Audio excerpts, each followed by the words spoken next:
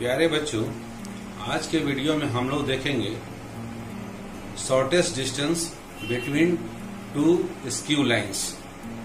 कि दो skew lines के बीच का शॉर्टेस्ट डिस्टेंस कैसे निकाला जाता है। ये क्वेश्चन बहुत ही इम्पोर्टेंट है।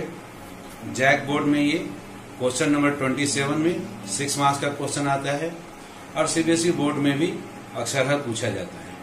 कॉम्पिटिटिव एग्जाम में भी इससे क्वेश्चन आते हैं। अब प्रश्न होता है कि आखिर स्क्यू लाइंस कहते किसको है। बच्चों, 2D एंड 3D के कंसेप्ट में यदि टू डायमेंशनल फिगर हम लोग लें, ब्लैक बोर्ड या कॉपी, तो अगर कॉपी में या ब्लैक बोर्ड में दो लाइन आप ड्रॉ करते हैं तो दो ही पॉसिबिलिटी होगी।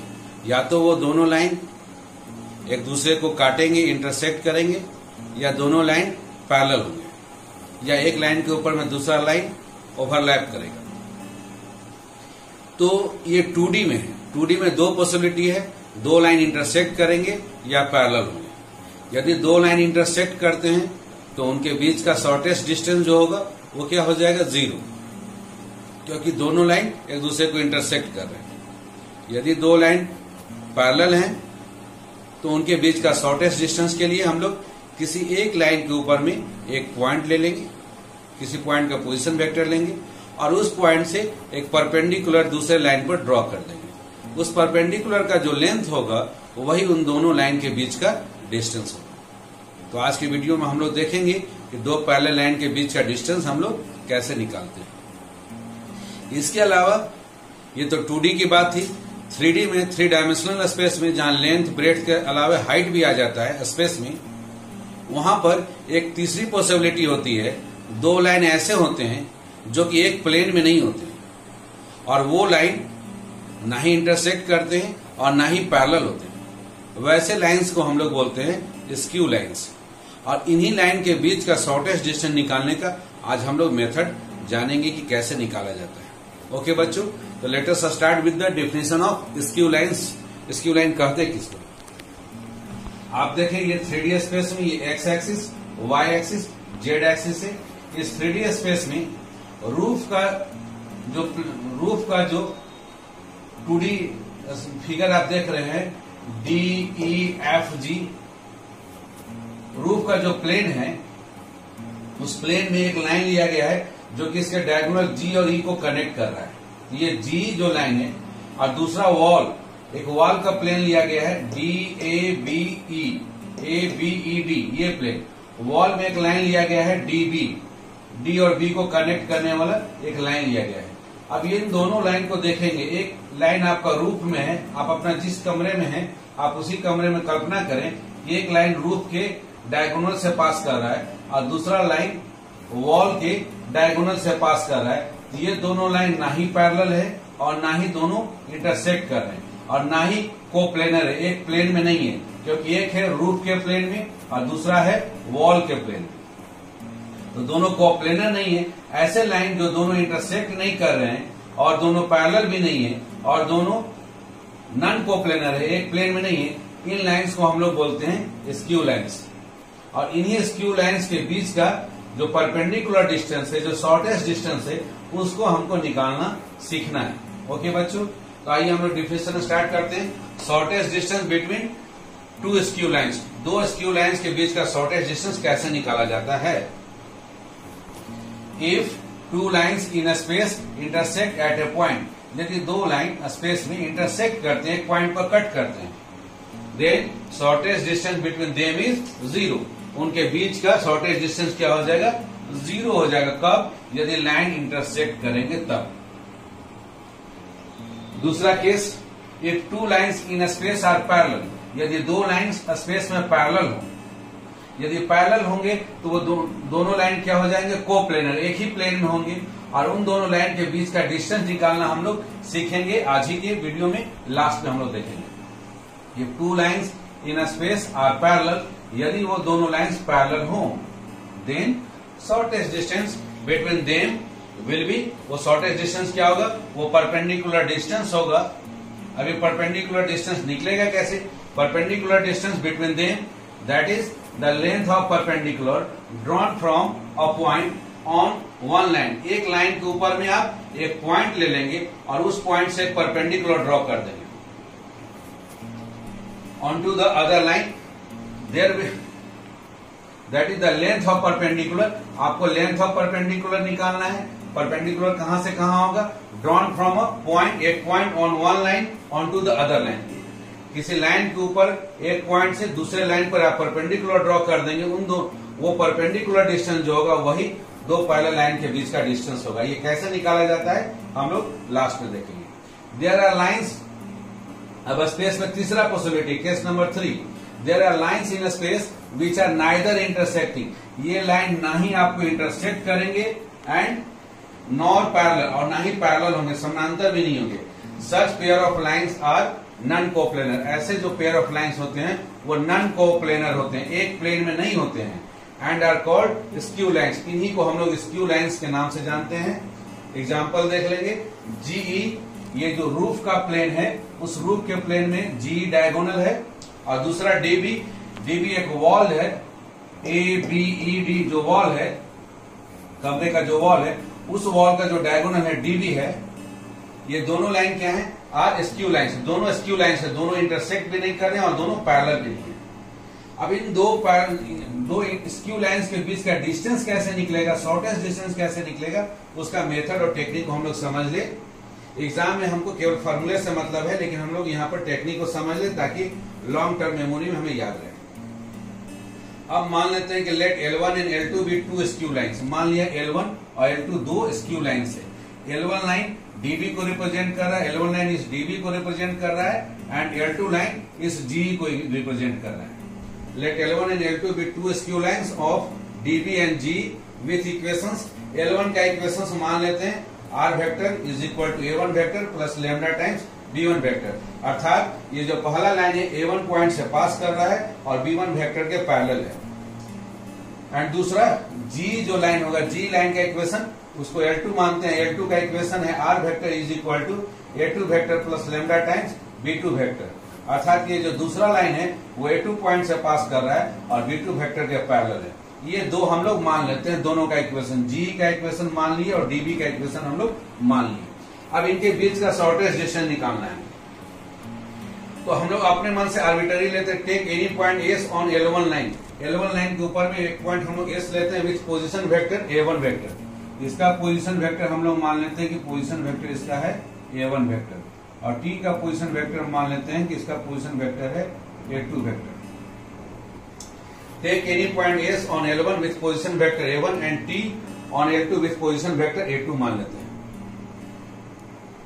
नाउ शॉर्टेस्ट डिस्टेंस, ये शॉर्टेस्ट डिस्टेंस जो दोनों के बीच का जो परपेंडिकुलर होगा डिस्टेंस, इसको नाम दिया D। D कितने के बराबर? D PQ के बराबर है। यहाँ भी 9 शॉर्टेस्ट डिस्टेंस को नाम दिया गया है D। D इक्वल टू क्या है? ये PQ है, और PQ क्या है? PQ इस ST वेक्टर का प्रोजेक्शन है। इस ST वेक्टर का प्रोजेक्शन है PQ वेक्टर। अब प्रोजेक्शन वेक्टर क्या है तो आप वेक्टर के वीडियो में आप आसानी से देख सकते हो, उसमें मैंने डिटेल में समझाया है। अभी हम लोग यही समझेंगे कि दोनों लाइन के बीच का जो परपेंडिकुलर डिस्टेंस D है वो ST वेक्टर का प्रोजेक्शन है। अब प्रोजेक्शन के लिए क्या करते हैं, जिस वेक्टर का प्रोजेक्शन है उस वेक्टर का मॉड मतलब उसका magnitude into cos theta. Cos theta जिस वेक्टर का ST वेक्टर का प्रोजेक्शन हम लोग ले रहे हैं तो SQ वेक्टर का मॉड लेंगे, और ये SQ वेक्टर जो थीटा एंगल बना रहा है उसका कॉस थीटा लेंगे, ST कॉस थीटा लेंगे। The projection of ST along the direction of the line of shortest distance where theta is the angle between ST and PQ। Theta जो है हमारा ST और PQ के बीच का एंगल है, और ये ST cos थीटा क्या कहलाएगा? ST cos थीटा कहलाएगा ST का प्रोजेक्शन। ये जो ST वेक्टर है उस ST वेक्टर का प्रोजेक्शन PQ के ऊपर में। The projection of ST along the direction of the line of shortest distance का जो लाइन है PQ के along में projection. The projection of ST along the direction of the line of shortest distance where theta is the angle between ST vector and PQ vector के बीच का angle है। यहाँ पर आपको थीटा विजुअल नहीं है क्योंकि ये 3 डायमेंशनल स्पेस है, इसलिए यहाँ पर थीटा आपको दिख नहीं रहा है। अब ये जो शॉर्टेस्ट डिस्टेंस डी निकालना है, डी को हम लोग क्या लिख सकते हैं, एस टी और कॉस थीटा। कॉस थीटा निकालने का फॉर्मूला है एंगल बिटवीन टू वेक्टर के बीच के लिए दो वेक्टर का डॉट प्रोडक्ट डिवाइडेड बाय दोनों वेक्टर का modulus.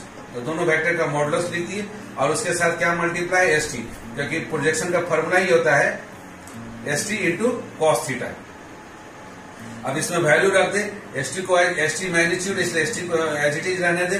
PQ vector, PQ vector का मतलब हो गया इसका मैग्नीट्यूड है डी और इस डायरेक्शन में हम लोग एन कैप यूनिट वेक्टर मान लेते हैं। एन कैप यूनिट वेक्टर क्या है, पहला लाइन L1 है B1 के पैरेलल, L2 है B2 के पैरेलल। तो एक ऐसा यूनिट वेक्टर जो कि B1 और B2 दोनों पर परपेंडिकुलर है, वही है हमारा PQ। तो यूनिट वेक्टर निकालने के लिए हम लोग क्या करेंगे, एन कैप वेक्टर निकालेंगे, एक ऐसा यूनिट वेक्टर लेंगे जो कि B1 और B2 के प्लेन पर परपेंडिकुलर। तो उसके लिए इन दोनों का क्रॉस प्रोडक्ट डिवाइडेड बाय इस क्रॉस प्रोडक्ट का मैग्नीट्यूड, वो हो जाएगा यूनिट वेक्टर जो कि पीक्यू वेक्टर के अलोंग में है यूनिट वेक्टर। और ये पीक्यू वेक्टर क्या है, दोनों लाइन पर परपेंडिकुलर है, L1 लाइन पर भी और L2 लाइन पर भी परपेंडिकुलर है। तो अब आइए, ये मैग्नीट्यूड पता है, पीक्यू का मैग्नीट्यूड पता है डी और उसका यूनिट वेक्टर उसी के डायरेक्शन में पता है एन कैप, इसलिए पीक्यू वेक्टर का वैल्यू हो जाएगा डी इंटू एन कैप। इसलिए पीक्यू वेक्टर के बदले में लिख दिया D into N cap. S T vector का position vector of T minus position vector of S, मतलब A2 minus A1 vector divided by PQ vector का मैग्नीट्यूड हो गया डी और एस टी वेक्टर का मैग्नीट्यूड एस टी कैंसिल हो गया, D और डी भी यहाँ कैंसिल हो गया। ये रह गया N cap into A2 minus A1। और एन कैप का वैल्यू है, हम लोग देख चुके formula, B1 cross B2 divided by B1 cross B2 का मॉड। तो ये एक वेरी वेरी इंपॉर्टेंट फॉर्मूला है, आपको इसको याद रखना है कि shortest distance between skew lines के लिए आप करेंगे क्या, दोनों लाइन जिसके जिसके पैरेलल है उन दोनों वेक्टर का क्रॉस प्रोडक्ट और उसी क्रॉस प्रोडक्ट के मैग्नीट्यूड से आप डिवाइड कर देंगे, ये होगा हमारा एन कैप। और उस एन कैप को डॉट प्रोडक्ट ले लेंगे किसके साथ, A2 माइनस A1 वेक्टर के साथ डॉट प्रोडक्ट ले लेंगे। और ये चूंकि ये शॉर्टेस्ट डिस्टेंस स्केलर क्वांटिटी है, इसलिए इसका मैग्नीट्यूड हम लोग मॉड साइन के अंदर रखें ताकि जो भी वैल्यू है वो वैल्यू हमको हमेशा पॉजिटिव प्राप्त हो। ये एक बहुत ही इंपॉर्टेंट फॉर्मूला है, 6 मार्क्स मात्र इसी एक फॉर्मूला पर है, यह फॉर्मूला आपको याद रखना है। अब इसी का कार्टेशियन फॉर्म आते हैं कि यदि लाइन का इक्वेशन वेक्टर फॉर्म में ना देकर कार्टेशियन फॉर्म में दिया हो L1, फर्स्ट लाइन का equation x minus x1 divided by A1 is equal to y minus y1 divided by B1 is equal to z minus z1 divided by C1। और दूसरे line का equation x minus x2 by A2 is equal to y minus y2 by B2 is equal to z minus z2 by C2। तब इन दोनों line के बीच का distance कैसे निकलेगा, इन दोनों लाइन के बीच का डिस्टेंस निकालने के लिए B1 वेक्टर का डायरेक्शन रेशियो जो है A1 B1 C1, तो A1 B1 C1 लिख दिए और दूसरा लाइन का direction ratio A2 B2 C2 लिख दिए। और दोनों का क्रॉस प्रोडक्ट निकालना है, तो यहाँ पर I J K और उस I J K का जो भी वैल्यू आएगा उसका फिर हमको डॉट प्रोडक्ट लेना है, किसके साथ लेना है, A2 माइनस A1 वेक्टर। तो डॉट प्रोडक्ट में हम लोग जानते हैं कि केवल कोफिशिएंट I का I के साथ मल्टीप्लाई होगा, J का J के साथ, K का K के साथ, इसलिए I J K को भी रिप्लेस कर दिया गया किसके, A2 माइनस A1 से। तो A2 माइनस A1 का मतलब X2 minus X1, Y2 minus Y1, Z2 minus Z1। ये हो गया हमारा B1 cross B2 dot A2 minus A1 का वैल्यू। तो ये आपका डिटर्मिनेंट यदि ले लेंगे आप और डिवाइड किसे कर देना है, डिवाइड करना है B1 क्रॉस B2 के मैग्नीट्यूड से। B1 क्रॉस B2 का मैग्नीट्यूड का मतलब हो गया यहाँ जब I J K है तो I का जो कोफिशिएंट होता है वो क्या हो जाता है, B1 C2 minus B2 C1 उसका होल स्क्वायर प्लस फिर नेक्स्ट आपका उल्टा हो जाता है A2 C1 minus A1 C2 उसका होल स्क्वायर और प्लस तीसरा आखिरी में A1 B2 minus A2 B1 का होल स्क्वायर और इसको अंडर रूट। ये हो गया हमारा B1 क्रॉस B2 का मैग्नीट्यूड। ये है, यदि आपका equation of line Cartesian form में हो तो ये फॉर्मूला याद है तो डायरेक्ट इससे निकाल सकते हैं और इसको मॉडुलस साइन में रख दिए ताकि जो हमारा डिस्टेंस निकले वो हमेशा पॉजिटिव है, निगेटिव वैल्यू है तो उसका भी मॉड ले लेना है। आइए हम लोग देखते हैं कि कैसे 6 मार्क्स हम लोग बोर्ड एग्जाम में प्राप्त कर सकते हैं। 2019 में जैक बोर्ड में क्वेश्चन नंबर 27 पूछा गया है 6 मार्क्स का। यहाँ पर दिया हुआ है given equation of skew lines. Skew lines के 2 इक्वेशन आपको दिए गए हैं प्रश्न में। पहला लाइन का इक्वेशन है R vector equal to 3i plus 8j plus 3k plus lambda times 3i minus j plus k, ये पहला लाइन का इक्वेशन दिया है। और दूसरा लाइन का इक्वेशन दिया है R vector equal to minus 3i minus 7j plus 6k plus mu times minus 3i plus 2j plus 4k। ये दो लाइन का इक्वेशन दिया, इन दोनों के बीच का शॉर्टेस्ट डिस्टेंस निकालना, 6 नंबर आपको मिलेगा। तो पहले अपने बेसिक कंसेप्ट से आइए कि पहला लाइन के इक्वेशन का मतलब क्या हुआ। a1 वेक्टर का वैल्यू ये दिया है 3i plus 8j plus 3k, ये a1 वेक्टर है। दूसरा b1 वेक्टर क्या है, ये है b1 vector 3i minus j plus k, ये हमारा b1 वेक्टर है। a1 और b1 लिख दिए। उसका दूसरा लाइन से हम a2 वेक्टर लिख दिए minus 3i minus 7j plus 6k। और b2 वेक्टर कितना है, यहाँ minus 3i plus 2j plus 4k, ये हमारा b2 वेक्टर। अब b1 क्रॉस b2 निकालते हैं, b1 और b2 का क्रॉस प्रोडक्ट निकालते हैं। तो क्रॉस प्रोडक्ट ये i j k ये हम लोग वेक्टर लिख दिए और लिखने के बाद b1 का कोफिशिएंट लिख दिया 3 माइनस 1 1, फिर हम लोग b2 का कोफिशिएंट लिख दिया माइनस 3 2 एंड 4। अब लिखने के बाद इस डिटरमिनेंट को सॉल्व कर दिए, b1 क्रॉस b2 हो जाएगा। तो b1 क्रॉस b2 के लिए पहले i लिख दिए, i लिखने के बाद जिस रो और जिस कॉलम है उस नंबर को आप छिपा ले, बाकी को डिटरमिनेंट के रूप में लिख लें माइनस 1 1 2 4। फिर नेक्स्ट j, पहला i प्लस है तो दूसरा j निगेटिव होगा और तीसरा k पॉजिटिव होगा। अल्टरनेटिव पॉजिटिव निगेटिव होता है, पॉजिटिव निगेटिव पॉजिटिव निगेटिव, इस तरह से एंड सो ऑन। तो दूसरा j निगेटिव होगा तो माइनस j, और फिर जिस रो और जिस कॉलम है उसको छुपा ले तो डिटरमिनेंट बचेगा 3 माइनस 3 और 1 4। फिर आखिरी में k पॉजिटिव के साथ साइन के साथ होगा। First row and third column को छुपा लेंगे, डिटरमिनेंट रहेगा 3 माइनस 1 2। इसको सॉल्व करें तो i के साथ माइनस 1 इंटू 4 माइनस 4, फिर माइनस 2 i, फिर माइनस और j के साथ हो जाएगा 3 4 जा 12 और minus minus plus 3 time j, plus k के साथ 3 2 जा 6 और माइनस 3 माइनस 1 मल्टीप्लाई हो गया प्लस, लेकिन फिर माइनस है इसलिए माइनस 3 टाइम्स k। इसको सॉल्व कर दे तो minus 6i minus 15j plus 3k। तो पहला काम करना है यही b1 क्रॉस b2 निकाल लेना है। पहला काम, पहले हम लोग a1 a2 b1 b2 vector दिए गए इक्वेशन ऑफ लाइन से लिख लेना है। लिखने के बाद b1 क्रॉस b2 डिटरमिनेंट की मदद से निकाल लेना है। निकालने के बाद इसी का मॉडुलस निकालना। मॉडुलस का मतलब i j और k के कोफिशिएंट का स्क्वायर करेंगे और उनको जोड़ देंगे और उसको अंडर रूट लिख देंगे। b1 cross b2 equal to under root coefficient minus 6 का स्क्वायर प्लस माइनस 15 का स्क्वायर प्लस 3 का स्क्वायर। तो माइनस 6 का स्क्वायर 36 प्लस 225 प्लस 9, इसको जोड़ देंगे रूट अंडर 270 आ जाएगा। 27 को 9 इंटू हम लोग 30 लिख सकते हैं। 9 को हम लोग स्क्वायर रूट से बाहर करेंगे, 3 का स्क्वायर होता है इसलिए 3 टाइम्स रूट अंडर 30, या इतना ही पर छोड़ देंगे। अब इसके बाद दूसरा जब b1 क्रॉस b2 दूसरा स्टेप निकल गया, मॉडुलस निकल गया। तीसरा स्टेप क्या करना है कि हमको a2 माइनस a1 जो निकाले, a2 वेक्टर में से a1 वेक्टर जो घटाए हैं, जैसे माइनस 3i में से 3i माइनस किए तो माइनस 6i, माइनस 7i में से माइनस 8i कर दिए तो माइनस 15i, फिर उसके बाद 6k में से 3k माइनस किए तो प्लस 3k। ये जो a2 माइनस a1 निकाले, एक स्टेप यहाँ, फिर दूसरा स्टेप b1 क्रॉस b2 निकाले हैं, तीसरा स्टेप b1 क्रॉस b2 का मॉड निकाले हैं, चौथा स्टेप में b1 क्रॉस b2 का डॉट प्रोडक्ट ले ले a2 माइनस a1 के साथ। इस a2 माइनस a1 का इसके साथ डॉट प्रोडक्ट ले ले। तो डॉट प्रोडक्ट का मतलब i वाला कोफिशिएंट को i के साथ मल्टीप्लाई प्लस j वाले कोफिशिएंट को j के साथ मल्टीप्लाई प्लस k वाले कोफिशिएंट को k के साथ मल्टीप्लाई, अर्थात a1 a2 plus b1 b2 plus c1 c2 कर दें।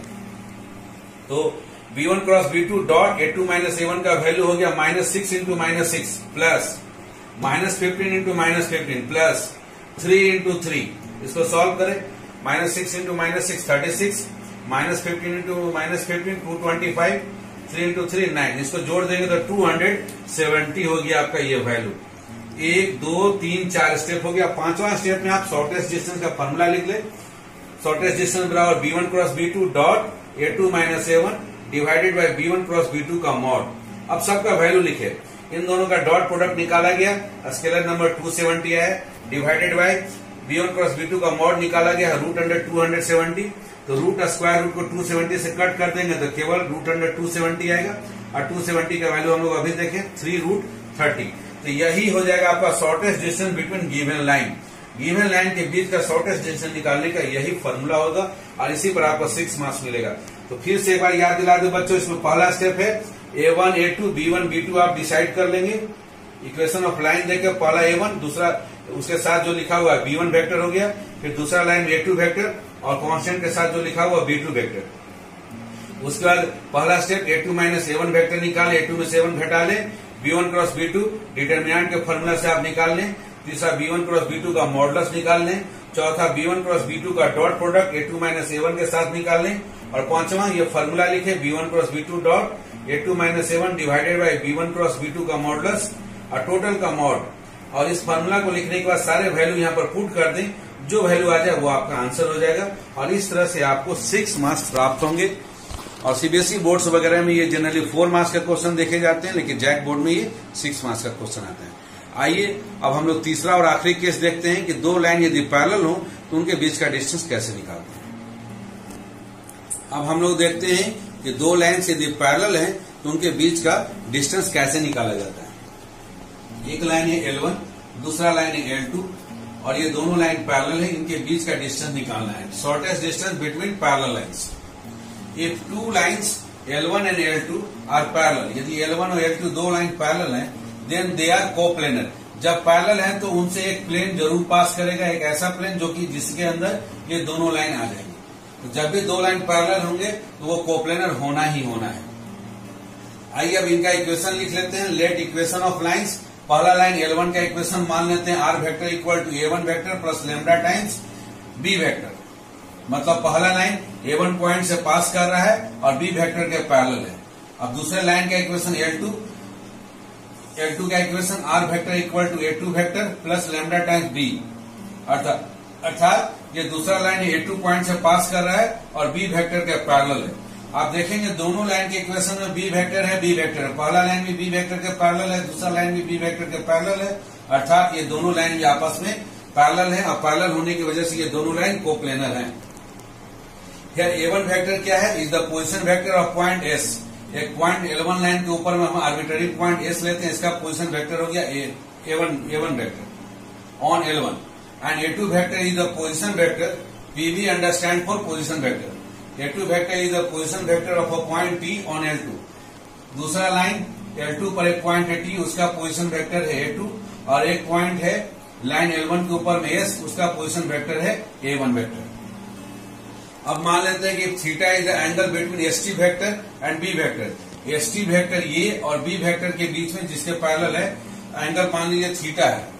तब इन दोनों का क्रॉस प्रोडक्ट क्या होगा? क्रॉस प्रोडक्ट का फॉर्मूला A क्रॉस B का फॉर्मूला हम लोग क्रॉस प्रोडक्ट में सीख चुके हैं। Mod of B vector mod of ST vector into sine theta.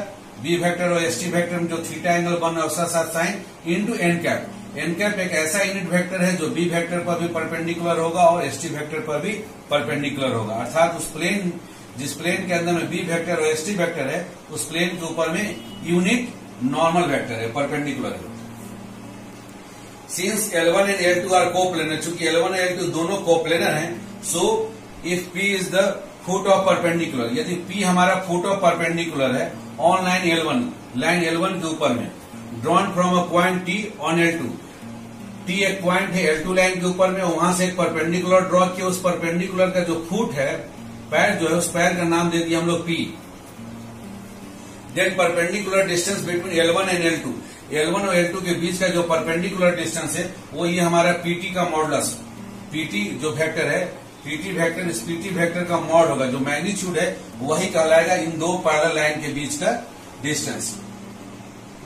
तो PT वेक्टर का मॉडुलस को हम लोग सिंपली PT लिख सकते हैं। और PT का वैल्यू कैसे निकलेगा? तो PT का वैल्यू इक्वेशन नंबर 3 से निकाला जा सकता है। इक्वेशन नंबर 3 से निकालने के लिए अब सबसे पहले इस ट्रायंगल में आ जाए हम लोग PST ट्रायंगल में। PST ट्रायंगल में यदि साइन थीटा लेंगे तो साइन थीटा बराबर होता है P/H। साइन थीटा बराबर P/H। P का मतलब परपेंडिकुलर का मतलब ये हमारा PT डिवाइडेड बाई H का मतलब हो गया हमारा ये ST। तो साइन थीटा बराबर हो गया PT by ST। Sine theta बराबर PT और डिवाइडेड बाई ये ST। इसलिए ST का मैग्नीट्यूड यदि साइन थीटा में मल्टीप्लाई हो जाएगा तो वो हमारा ये शॉर्टेस्ट डिस्टेंस PT निकल जाएगा। तो PT का वैल्यू होगा जो शॉर्टेस्ट डिस्टेंस है परपेंडिकुलर डिस्टेंस, उसका वैल्यू हो गया ST टाइम्स साइन थीटा, क्योंकि साइन थीटा बराबर PT डिवाइडेड बाई ST है। अब हम इसमें अपने मन से क्या करें? अपने मन से हम लोग इसमें एस टी वेक्टर का मैग्नीट्यूड है ही, साइन थीटा यहाँ है ही। बी वेक्टर से हम अपने मन से इसमें क्या करते हैं, बी वेक्टर के मैग्नीट्यूड से मल्टीप्लाई भी करते और डिवाइड भी करते। अगर बी वेक्टर के मैग्नीट्यूड से, या फिर हम लोग ऐसा समझे कि इक्वेशन नंबर 3 से लिखना चाहें, इक्वेशन नंबर 3 से हम लोग एस टी साइन थीटा का वैल्यू कितना लिखा जाएगा, एस टी साइन थीटा का वैल्यू क्या होगा, एस टी साइन थीटा का वैल्यू हो जाएगा B cross S T vector, B vector cross S T vector divided by, हम लोग एस टी साइन थीटा इन दोनों को छोड़ दिए तो डिवाइडेड बाई क्या होगा, मॉड बी से डिवाइड करना होगा, डिवाइडेड बाई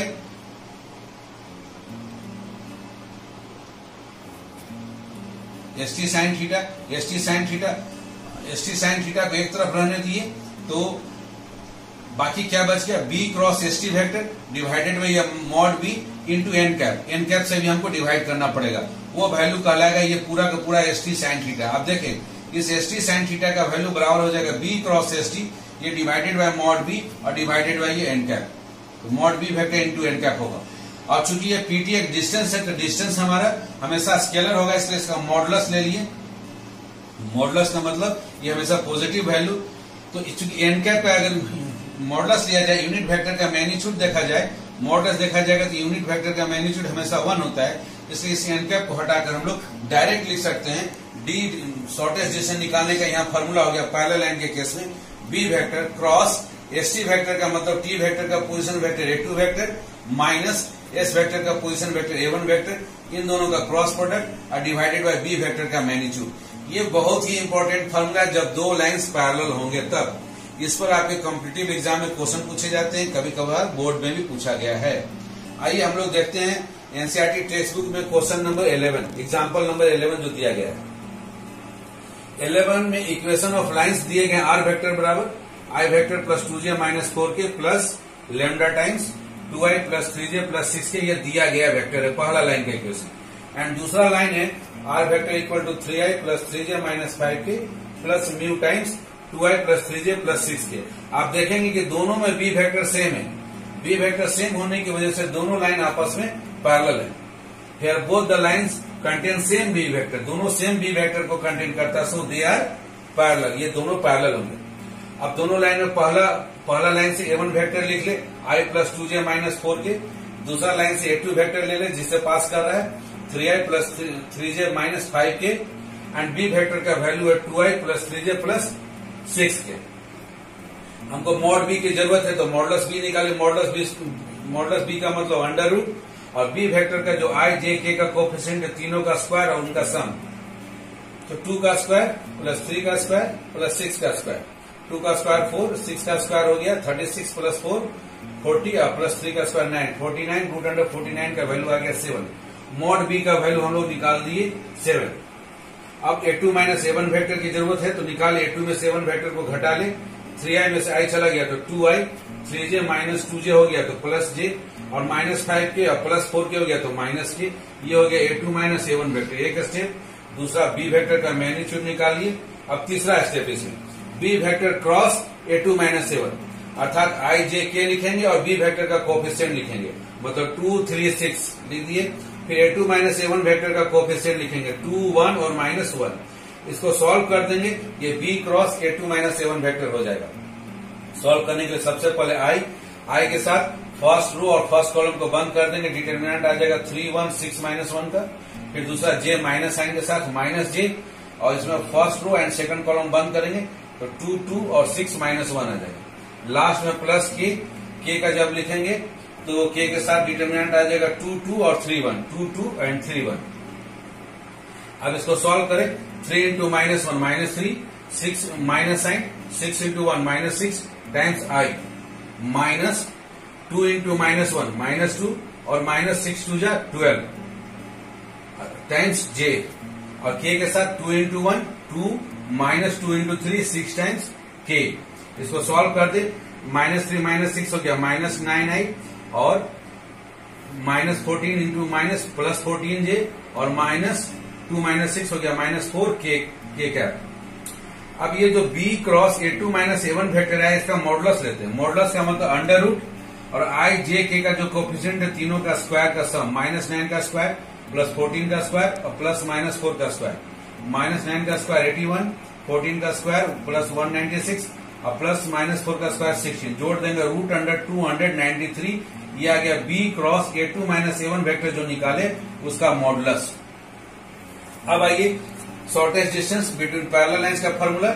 इसमें B vector cross A2 - A1 vector निकाले उसका मॉडुलस जो कि निकाले √293 डिवाइडेड बाई B वेक्टर का मैग्नीट्यूड। B वेक्टर का मैग्नीट्यूड निकाले 7, तो यही आंसर हो गया √293 डिवाइडेड बाई 7 यूनिट्स। तो जब भी लाइन पैरेलल्स होंगे तो जो शॉर्टेस्ट डिस्टेंस निकालने स्क्यू लाइंस के निकालने का फॉर्मूला उससे थोड़ा सा फर्क आएगा। Shortest distance between skew lines में यहाँ होता था B1 cross B2 vector, B1 cross B2 vector. उस B1 क्रॉस B2 के बदले में हम लोग सिंपली केवल यहाँ B वेक्टर लिखेंगे, फिर वहाँ डॉट प्रोडक्ट की जगह पर यहाँ क्रॉस प्रोडक्ट और बाकी सेम रहता है A2 - A1 vector divided by वहाँ B1 क्रॉस B2 का मॉड था, यहाँ केवल B वेक्टर का मॉड। तो फॉर्मूला में थोड़ा सा चेंज है, लेकिन ये कॉम्पिटिटिव एग्जाम में पूछे जाते हैं। बच्चे कभी कभी कंफ्यूज होकर शॉर्टेस्ट डिस्टेंस का जो फॉर्मूला है वो पैरेलल लाइंस में लगा देते हैं, पैरेलल लाइंस का जो फॉर्मूला है वो शॉर्टेस्ट डिस्टेंस में लगा देते हैं, लेकिन दोनों में बहुत ही ज्यादा फर्क है। पैरेलल लाइन के केस में आपको पकड़ना है कि जो कांस्टेंट के साथ लैम्डा या म्यू के साथ जो भी कांस्टेंट के साथ दिया गया B वेक्टर है दोनों लाइन में सेम रहता है, या एक में से कांस्टेंट को कुछ कॉमन निकालने के बाद दोनों वेक्टर सेम हो जाते हैं, तो दोनों लाइंस पैरेलल हैं, तो वहां पैरेलल का फॉर्मूला लगेगा B vector cross A2 - A1 vector divided bye B vector का मॉड और टोटल का मॉडुलस। और shortest distance between two line निकालना है तो B1 क्रॉस B2 वेक्टर पहले निकाले, dot product A2 - A1 vector divided by B1 cross B2 vector का मैग्नीट्यूड। ये वेरी वेरी इंपॉर्टेंट फॉर्मूला है, आप इस पर प्रैक्टिस करें। और आप लास्ट है, आप इसको प्रैक्टिस करके आप एक्सरसाइज 11.2 के ऑलमोस्ट सारे क्वेश्चंस को आप बना सकते हैं। फिर भी यदि डाउट्स रहता है तो मेरे कमेंट बॉक्स में लिखना ना भूले। ओके बच्चों।